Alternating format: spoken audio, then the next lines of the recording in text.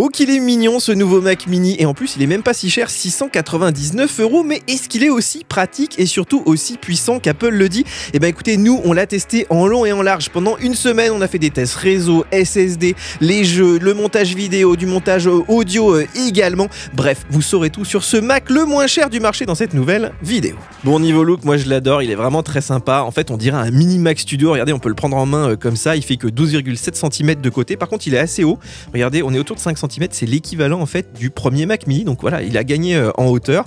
Alors après, c'est vrai que ça permet quand même de gagner pas mal d'espace sur un bureau, vous pouvez même le planquer un peu en dessous, hein, voilà, le cacher où vous voulez, et surtout il est assez léger, on est autour de 700 grammes, alors il est un petit peu plus lourd en version M4 Pro parce qu'il y a une meilleure ventilation, mais c'est vrai qu'avec un format comme ça, on pourrait envisager de le transporter, de l'emmener par exemple tous les matins au bureau. Bon, évidemment il fallait qu'on parle de ça, et oui, le bouton pour allumer l'ordinateur qui est sous la machine, voilà, c'est comme la Magic Mouse qu'il faut retourner pour la charger, c'est ridicule, ça ne sert absolument à rien, même si je vois des gens qui justifient ça en disant qu'on redémarre très rarement le Mac. Oui, rarement, mais on le redémarre quand même, et surtout même pour installer le Mac, on est obligé comme ça de valider ici les empreintes digitales en appuyant sur le bouton, donc vraiment je ne comprends pas pourquoi ils ont fait ça. Alors une possibilité, c'est que ce soit une machine qu'ils aient créée pour eux en fait, pour mettre dans des baies de serveurs, et en fait quand vous les mettez dans des serveurs, vous voulez pas qu'il y ait des gens qui vous l'éteignent par mégarde, qui appuient sur le bouton ou même de façon délibérée, donc ça permet de le cacher un petit peu.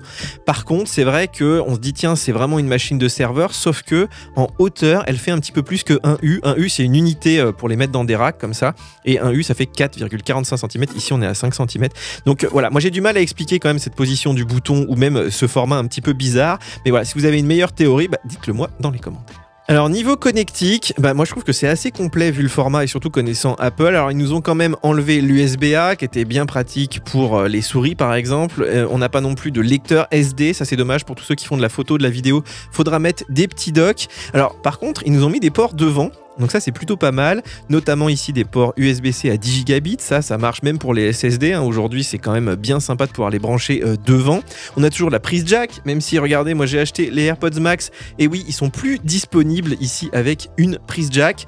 On a aussi toujours un haut-parleur intégré, bon ça c'est plus pour du dépannage. On a aussi des prises HDMI, enfin une prise HDMI qui monte en 8K 60 Hz, donc ça c'est vraiment très très bien. On a de l'Ethernet aussi, toujours jusqu'à 10 gigabits en option, on va en parler juste après. On peut brancher jusqu'à 3 écrans, même en 6K sur la version haut de gamme. Donc là, pour moi, il n'y a rien à dire, même si ça utilise de la RAM. Donc voilà, prévoyez de la RAM en conséquence.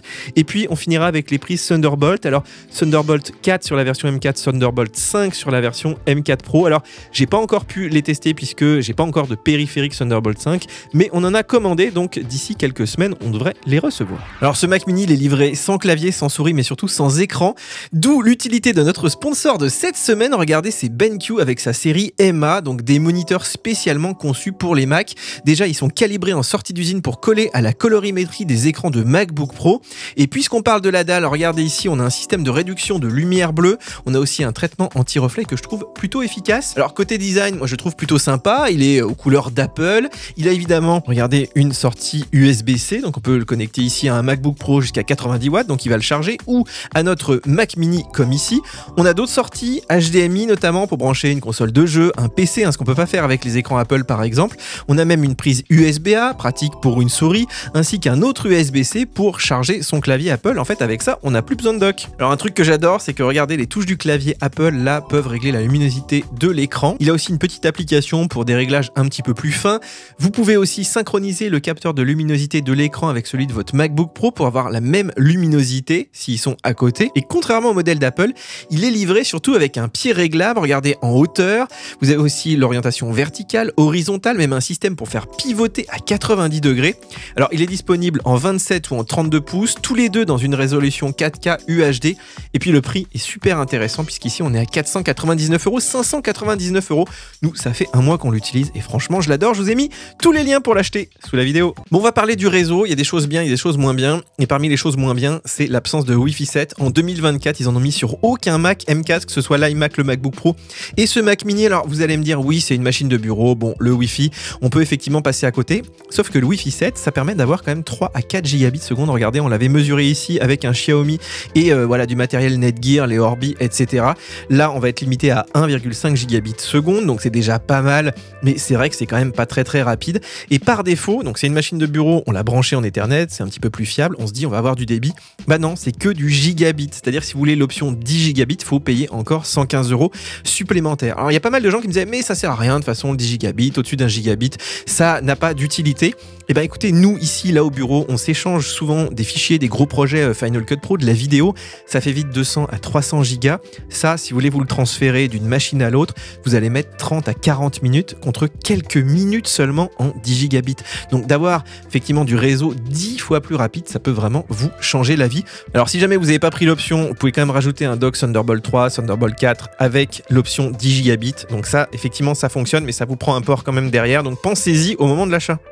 Bon, le gros point noir, peut-être même le seul défaut de cette machine, c'est le SSD, puisque à 699 €, 700 € quand même, on n'a que 256 Go. Alors j'en ai commandé un quand même pour voir si c'était utilisable. Et ben les amis, j'ai passé mon temps à installer, à désinstaller des applications, puisque j'avais jamais assez de place sur le disque. Alors imaginez si vous faites des photos, si vous faites des vidéos, si vous faites de la sauvegarde un petit peu locale, par exemple de vos iPhones, c'est absolument impossible de survivre avec ça. Ça peut marcher éventuellement avec du cloud et de la bureautique, mais vraiment un usage très léger. En fait, pour moi, c'est comme une BMW où vous auriez un réservoir de 10 litres. C'est mesquin, c'est frustrant. En fait, en 2024, on devrait avoir 1 téraoctet vraiment dans ces machines, surtout à ce prix-là. C'est ce qu'on trouve aujourd'hui sur PC. Faudrait aussi idéalement un port M2. Je sais que j'en demande beaucoup, mais à l'intérieur, on devrait pouvoir changer le SSD. Là, Apple utilise des cartes filles, donc ils ont la place en fait de mettre ces ports M2, mais ils le font pas. Ils mettent de la mémoire. C'est pas vraiment un SSD qui est à l'intérieur, donc vous pouvez potentiellement la changer, mais en vrai, ça n'existe pas dans le commerce. Hein, c'est ultra propriétaire. Je sais qu'il y en a qui s'amusent un petit peu à le faire, mais c'est très très compliqué. En plus, ça coûte assez cher. Bref, Apple vous dit que ce Mac Mini est neutre en carbone, mais pour moi, c'est du greenwashing. Si vous voulez vraiment être neutre en carbone, être écolo, il permettrait de les upgrader, de les réparer facilement et de faire durer la machine, ce qui n'est pas le cas aujourd'hui. Hein. Si vous voulez un plus gros SSD, soit vous mettez des SSD externes, je vous mettrai des liens, soit vous changez de Mac. Alors évidemment, on a fait des benches, des tests de vitesse sur ces SSD, et c'est un petit peu la déception, puisque regardez, notre Mac Mini M4 256 Go, il est plus lent que le M1 qui est sorti en 2020 avec la même capacité. C'est quand même assez fou. Alors on est quand même plus rapide que le M2, on était vraiment très déçus parce qu'il n'y avait qu'une puce mémoire sur les deux. Là on en a bien deux, mais elles sont quand même un peu plus lentes, donc ça c'est quand même assez fou. Par contre, si vous voulez de la perf, c'est-à-dire si vous êtes dans la vidéo, dans l'audio, voilà, que vous avez vraiment besoin de faire des copies assez souvent, eh bien il vaut mieux opter pour une grosse capacité. Regardez ici, rien qu'avec le 512 Go, donc la première option, vous êtes à 4-5 gigaoctets secondes, et si vous grimpez à 4 Tera, regardez, vous montez à 7 gigaoctets secondes, donc là ça devient intéressant. Évidemment, on peut toujours rajouter des SSD externes, démarrer dessus, il n'y a pas de souci, mais bon, ça fait encore un truc à accrocher à ce petit Mac Mini. Alors dernier point concernant le stockage, vous allez être tenté donc de mettre des SSD externes. Et ben regardez, j'ai refait des tests par rapport à une machine Intel où avec ce SSD Lassi qui est vraiment assez classique, j'avais à peu près 1 gigaoctet seconde en lecture-écriture. Et bien regardez ici sur le M4, et oui, je suis largement en dessous, donc Apple n'a toujours pas des contrôleurs au niveau d'Intel, ce qui est quand même assez fou après 4 générations. Alors c'est pas le cas sur tous les SSD, hein, les derniers SSD ça fonctionne, mais ceux qui ont des contrôleurs voilà, pas trop récents, effectivement vous n'aurez pas tout le débit. Allez, le moment que vous attendez le plus, on va parler des perfs, CPU, GPU. Alors je vous ferai peut-être quelque chose d'un petit peu plus détaillé avec les MacBook Pro parce qu'on a un peu plus de puces, puisque c'est un peu la seule nouveauté sur les portables. Là on va parler donc du M4 et du M4 Pro. On a commandé les deux versions. Donc ici on a des puces qui sont très puissantes, on va le voir, qui héritent de 2 cœurs supplémentaires sur la partie CPU. Par contre la partie GPU, on va voir que ça bouge pas trop, même si les performances sont plutôt pas mal. Allez les amis, c'est parti. Alors on commence avec la partie CPU, je vous ai fait un Geekbench, hein, ce que font la plupart des gens qui soi-disant testent les machines, mais ça donne quand même un bon indicateur. Regardez, une belle progression du M1 jusqu'au M4, on gagne 15-20% par an à peu près, donc ce qui est vraiment pas mal hein, d'une année sur l'autre.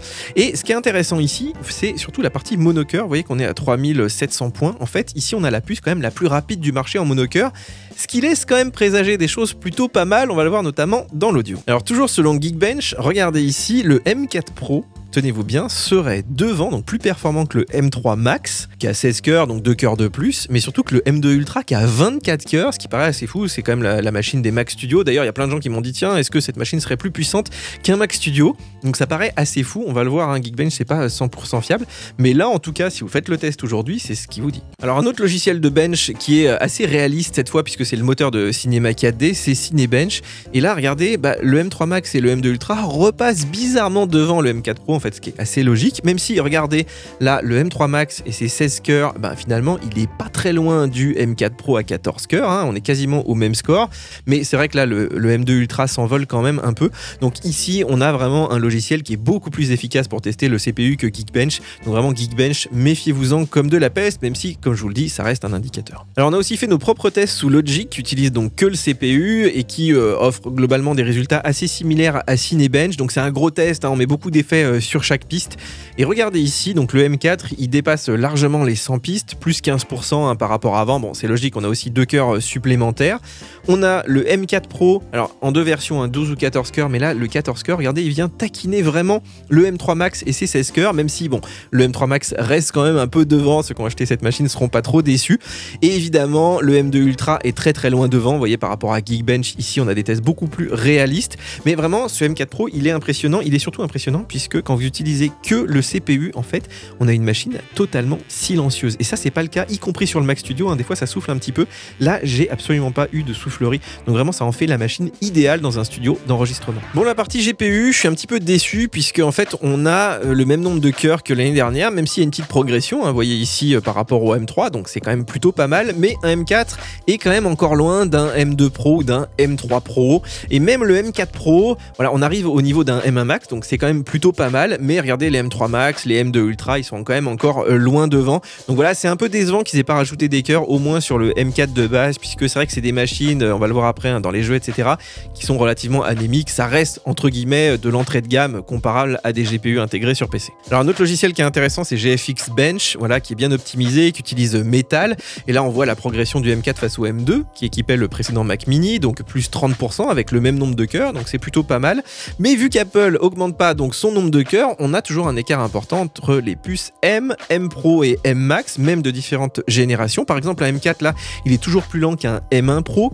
Un M4 Pro, il est toujours loin d'un M2 Max. Donc en fait, c'est vrai que moi j'aurais aimé que cette année Apple augmente un petit peu son nombre de cœurs aussi sur la partie GPU, puisque là, les puces M de base, je trouve qu'elles sont quand même relativement faiblardes. Alors quelques exemples dans les jeux, bon, je sais qu'il n'y a pas beaucoup de jeux sur Mac, mais si vous prenez par exemple un vieux jeu que j'adore, StarCraft 2, où j'arrive à y jouer sur le M1 Max, et regardez ça ici, là, sur un M4 Pro en 4K, voilà, regardez, je suis à 30 à 40 FPS, qui est vraiment pas terrible. Si je repasse sur le M4, je suis à 10 FPS, toujours en Ultra HD, et si je descends en 1080p, là, j'arrive à 25 FPS, qui est pas non plus très jouable pour un jeu, on va dire, qui a quand même 14 ans, les amis. Alors, si on prend un jeu récent et natif comme Total War, là, regardez, sur un M4 Pro, on est toujours en dessous du M2 Max, voilà, bon, c'est bien si vous avez un M2 Max, mais quand même, c'est assez frustrant pour une machine à ce prix-là, et on n'est même pas en dessous des 100 FPS en Full HD, quand même, voilà, sur un jeu qui est natif, qui a été développé pour la plateforme.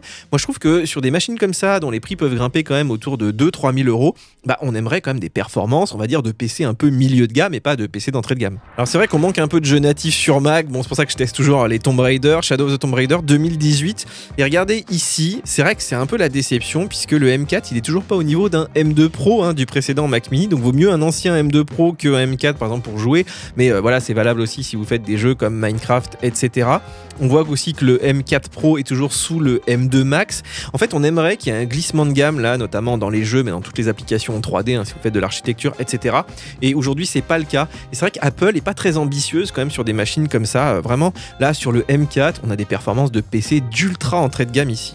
Alors il y a beaucoup de gens qui me demandaient si on pouvait faire du montage vidéo avec cette machine. Alors évidemment, c'est quand même un Mac qui est très très puissant, sauf que quand même la différence entre ces Mac Mini et un Mac Studio ou un MacBook Pro haut de gamme avec par exemple du M4 Max, c'est ce qu'on appelle les Media Engine, les encodeurs, décodeurs, hardware qui sont dans la machine. Ici on en a qu'un, voilà, quelle que soit la configuration, alors que par exemple sur un M3 Max, là sur mon petit graphique, on en a deux. Donc même en ayant voilà, des M2 Max, des M3 Max, vous mettrez 2 fois moins de temps à exporter. Vraiment les temps d'export, des fois c'est beaucoup plus gourmand que par exemple exemple le calcul d'effets tout simplement. Donc oui, il vaut mieux quand même un Mac Studio ou un MacBook Pro en version Max ou Ultra qu'un Mac Mini, même si ce Mac Mini, je vous le redis, est quand même très puissant pour la plupart des montages. Alors je vous ai fait un autre test d'encodage donc dans Premiere Pro et je vous ai rajouté ici un M2 Ultra pour vous montrer vraiment la différence. Voilà, ici sur le Mac Mini, on n'a qu'un Media Engine, on en a deux sur effectivement notre M3 Max et puis sur le M2 Ultra, on double encore notre nombre de Media Engine, ce qui permet effectivement de diviser par 3 ou 4 quand même les temps d'encodage, les temps de calcul. Donc ça, voilà, quand vous avez quasiment 1 heure d'encodage sur un Mac Mini, ça peut vous faire qu'un petit quart d'heure sur un Mac Studio. Franchement, c'est pas rien. Allez, on termine avec Resolve qui est ultra optimisé sur la partie CPU, GPU. Alors là, j'ai pas exporté en H264, hein, là c'est du ProRes, vraiment pour me concentrer sur les effets. Alors il y a toujours quand même un gros gap entre les puces M et les puces M Pro. Mais regardez, entre les puces Pro et Max, eh bien là l'écart se resserre ici. Je vous ai mis un MacBook Pro 16 pouces M3 Max, c'est moi que j'utilise au quotidien.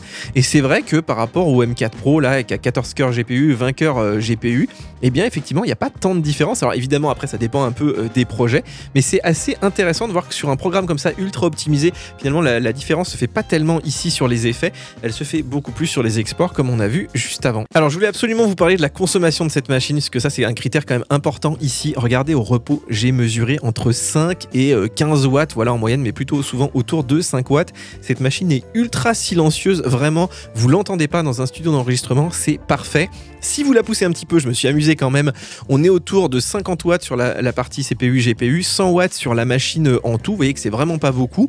La température elle grimpe à 100 degrés côté CPU, donc pas d'affolement, mais bon voilà, 100 degrés c'est quand même pas mal, ce qui donne à peu près 63 degrés là sous la coque. En fait ici on a un système de ventilation donc qui part de l'avant et qui sort à l'arrière, mais tout en dessous de la machine.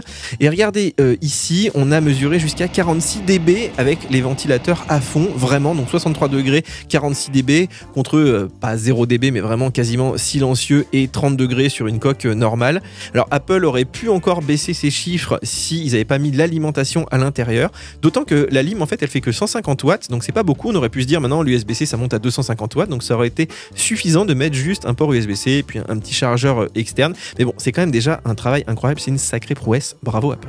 Alors la question qu'on peut se poser c'est est-ce qu'il y a encore un marché pour ces ordinateurs de bureau, que ce soit le Mac Mini ou l'iMac? Et ben moi je pense que oui, puisque on a toujours des écoles, des universités, des studios de création aussi, de l'architecture, vous voulez faire par exemple de la radio, une rédaction par exemple à la fac, donc tous ces domaines-là exigent des ordinateurs fixes. À la maison aussi, ça peut être un ordinateur familial pour faire des jeux, pour consulter effectivement des sites internet, etc. Ça peut être toujours assez utile. Alors nous, c'est vrai qu'ici, on utilise plutôt des portables qu'on va brancher à des écrans externes, mais on va quand même acheter ce Mac Mini pour faire serveur de fichiers, pour effectivement faire du montage d'appoint, pour l'utiliser par exemple pendant nos lives. Donc nous, on a encore ici une utilité. Alors pourquoi prendre un Mac Mini plutôt qu'un iMac? On l'a vu, le Mac Mini il est plus polyvalent, on peut changer l'écran, on peut changer la souris. En fait, on peut garder son écran et changer le Mac Mini, ce qu'on peut pas faire avec l'iMac ici. Une fois que l'iMac il est obsolète, lui, vous allez tout simplement soit le donner à quelqu'un, soit le mettre à la poubelle, ce qui est quand même pas terrible, alors que l'écran est toujours fonctionnel. Donc oui, je pense qu'il y a toujours un marché. Je pense que ça répond effectivement à différentes problématiques. Il y a des gens qui veulent pas s'embêter avec des écrans externes, des câbles, etc. Donc il y en a encore pour tous les goûts, mais surtout moi ce que j'attends c'est vous, c'est votre avis. Dites-nous dans les commentaires pourquoi vous achèteriez ce Mac Mini, pour quels usages. Allez, pour conclure, évidemment moi je l'adore ce petit Mac Mini, il est à la fois compact, économe, polyvalent, silencieux. Franchement c'est, je trouve, le petit Mac idéal, pas trop cher en entrée de gamme. Et d'ailleurs l'entrée de gamme elle suffit avec 16 Go de RAM maintenant pour de la bureautique, pour faire serveur de fichiers, serveur Plex, serveur web, même un petit peu de Minecraft ponctuellement. Mais c'est vrai que si vous voulez faire du montage vidéo, audio, vous voulez faire un petit peu de jeux vidéo, je vous conseille quand même rapidement la version M4 Pro, surtout les 24 Go de RAM. Si vous mettez plein d'écrans autour de la machine, n'oubliez pas que ça pompe quand même de la RAM. Parmi les défauts, évidemment le stockage, 256 Go c'est inadmissible en 2024, donc soit vous mettez des SSD externes, soit vous cassez votre tirelire. J'aurais bien aimé l'Ethernet 10 gigabits aussi de série et pas en option, c'est quand même assez cher pour tous ceux qui veulent faire du serveur. Et puis dernier point, ceux qui viennent d'Intel, là-dessus on peut plus lancer de jeux PC, de programmes PC, on peut mais c'est de l'émulation, c'est pas terrible. Donc voilà, si vous avez un Mac Mini Intel et vous voulez vraiment passer à la puce M4, sachez que tout ça c'est un peu de l'histoire ancienne, on n'a plus le double boot sous Windows, sauf Windows ARM, mais bon, il n'y a quasiment pas de logiciel dessus, ça c'est un petit peu dommage. Voilà les amis, je vous ai mis tous les liens pour acheter ces Mac Mini au meilleur prix pour notre sponsor aussi, donc n'hésitez pas à aller les voir. Bien sûr, il y a un article aussi complet sur le site qui parle de ce nouveau Mac Mini. Je vous encourage aussi à prendre un abonnement VIP, vous êtes des milliers à le faire et merci beaucoup. Ça nous permet de rester totalement indépendant, de rester critique sur tous les produits. Voilà, merci beaucoup à tous ceux qui nous soutiennent. En attendant, vous pouvez liker, vous abonner à la chaîne, partager évidemment cette vidéo et nous on se retrouve très bientôt pour tester des petits MacBook Pro.